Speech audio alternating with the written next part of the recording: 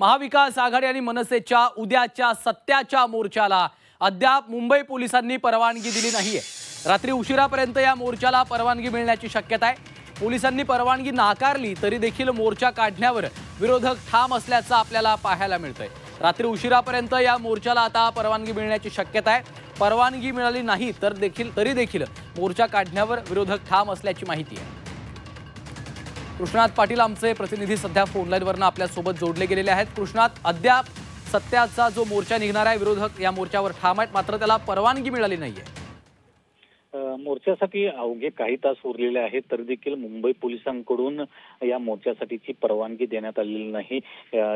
परवानगीसाठीचा अर्ज त्याचबरोबर एक बैठक देखील मुंबई पोलीस आयुक्तांसोबत झालेली होती, तरी देखील अद्याप परवानगी संदर्भात कोणतीही कार्यवाही जी आहे ती मुंबई पोलिसांकडून न केल्यामुळे आता विरोधक देखील ठाम आहेत। महाविकास आघाडी आणि मनसेचे नेते देखील ठाम आहेत की कुठल्याही परिस्थितीत मोर्चा उद्याचा काढायचा, कारण जरी परवानगी मिळाली नसली तरी मोर्चावर मात्र निघणार असल्याचं त्यांनी सांगितलेलं आहे।